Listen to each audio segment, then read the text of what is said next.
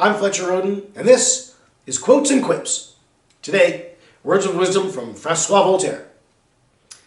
Quotes and Quips is brought to you by my website, FletcherRhoden.com.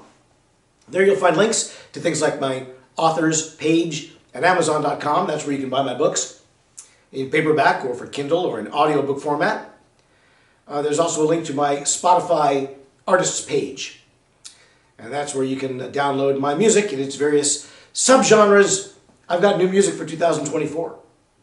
Now you can download my music anywhere up and down the internet. But if you go to my website, there's music you can get there exclusively, and it's free. Have fun with it. Now let's talk about Voltaire. He tells us, he's given us a lot of great quotes, but here's Voltaire's quote of the day. Doubt is an unpleasant condition, but certainty is absurd. Doubt is an unpleasant condition, but certainty is absurd. Well, when I think of this quote, I think of religion. Just to remind you, if you haven't seen my show on Ricky Gervais's quote, I was born into a essentially atheistic family. Much later in life, I had a road to Damascus moment, became a progressive Christian for many years. But in between then, in my early manhood, early adulthood, I really thought of myself as an agnostic more than an atheist. Because you can't prove God. True. You can't. You're never going to get a piece of his robe to bring into a court of law to prove the existence of God. You don't have to. God isn't sitting around waiting for you to prove that he exists. You know? He's not looking for Descartes. But at the same time, you cannot ever prove that there's no God. You know, you can't really say that because you can't prove there is one, that is proof that there isn't one. Because, you know, there wasn't proof of the true size of the universe until just recently. But that's because we didn't have the technology to create that proof. It doesn't mean that the universe still wasn't much bigger than we always thought it was. So,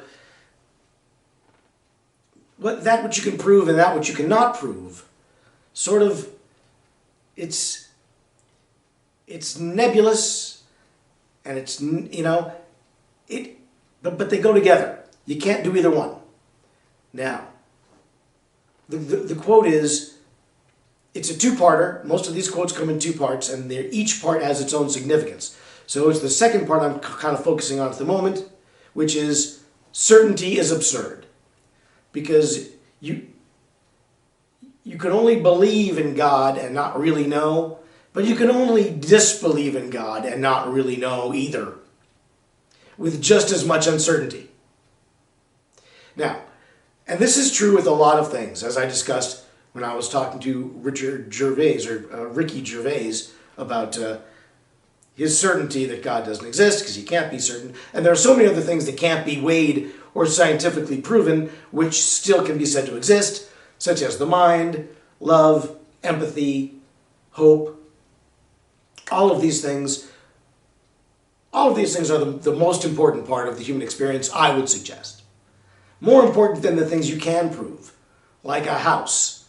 I mean, I can prove that I'm wearing a shirt, but is this the most important thing? Maybe if I took it off, it would suddenly have greater import. But uncertainty is an unpleasant condition. Let's talk about that part, the first part of the quote. The quote is, uncertainty is an unpleasant condition, or a doubt is an unpleasant condition, but certainty is absurd. Doubt is an unpleasant condition. Now,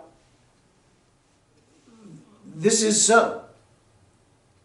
And when Voltaire was alive, early in the Age of Enlightenment, very early, almost before the Age of Enlightenment truly begins, but he was one of its, he was an Enlightenment figure for sure. a naturalist, veered away from religion the way that movement did. And so everybody in this time sort of had doubt. Because before the Enlightenment, there was only one answer to every question, and that was God. Why is the sky blue? God. Why are we here on earth? God. Why do we make bad choices? God. What happens after we die? God. What happened before? God. What of God? What of God? Well, God, I say, is the answer to your question. And look, God's great, man. I'm not against God. I'm not an irreligious man. But it's not the answer to everything. And in the Enlightenment, the same questions got asked. Why is the sky blue? Why is what's under the surface of the ocean? Why do our bodies deteriorate? What lies beyond the heavens? And so on. Same questions, different answers. The answers became scientific. They became bio-natural. They became, well, there's chemicals in the leaf that when the light reflects off of it, it's the color green that comes back to us. That's why it's green. Same thing in why the sky is blue, how birds can fly, and so on like that. And the Enlightenment brought scientific answers to such questions, which is fine. My middle name is Darwin, so I'm not anti-Enlightenment. On the contrary, I very much embrace the doctrines of history and science. But they don't answer everything either. They're not the answer to everything either.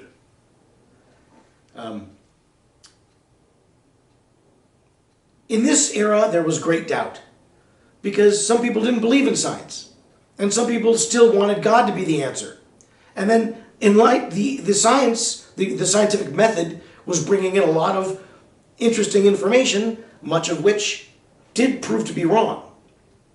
You know, the animals they were bringing in, the bones of animals which they mistook for certain kinds of dinosaurs which weren't. The science was in its infancy in the colonial period. So, no reason, it's not anybody's fault, but the science was rudimentary at best. And a lot of people even then weren't believing it. So there was a lot of doubt. In the generations before that, the answer was always God, and there was some doubt, but very little, and nobody expressed it. And people generally were a lot happier. I'm not saying they were better off. I'm just saying that with new answers to these ancient questions came new doubt about the nature of those answers, and about the nature of the world, and about the nature of ourselves. And this doubt gave way to existentialism, which is the big question of who, what, where, when, why of the 20th century. We'll talk about that. We've talked about it before. I'm not a fan. But it is born of this era. And so Voltaire was addressing it. Doubt is an unpleasant condition, but certainty is absurd. Yes, doubt was an unpleasant condition, but then to assume God is dead, to be certain God is dead because you kind of now doubt that he ever lived, well, doubting is unpleasant, but certainty is absurd in that instance. Because you can't prove God is dead, you can't bring in the body, you can't do an autopsy. So let us now bring the quote to the modern era, because Voltaire is hundreds of years dead, and we live today.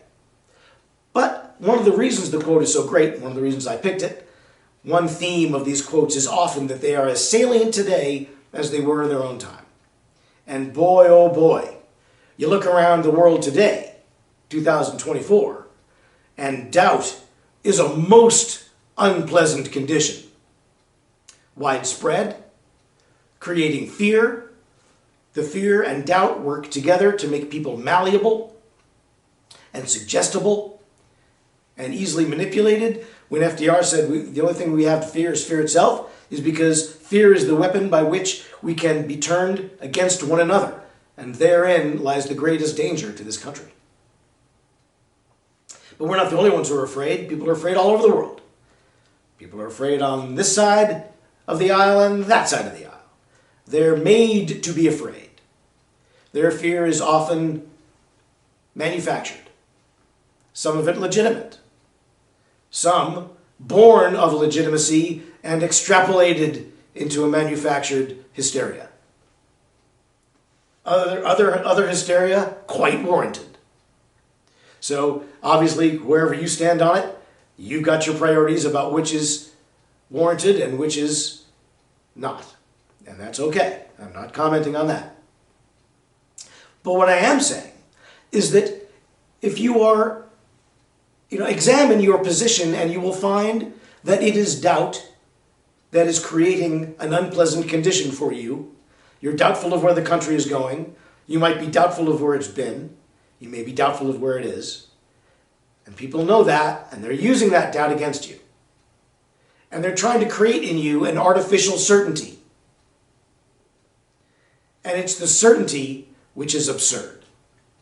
So, 300 years just about, a little less than that, before today's relevance, that quote rings totally true.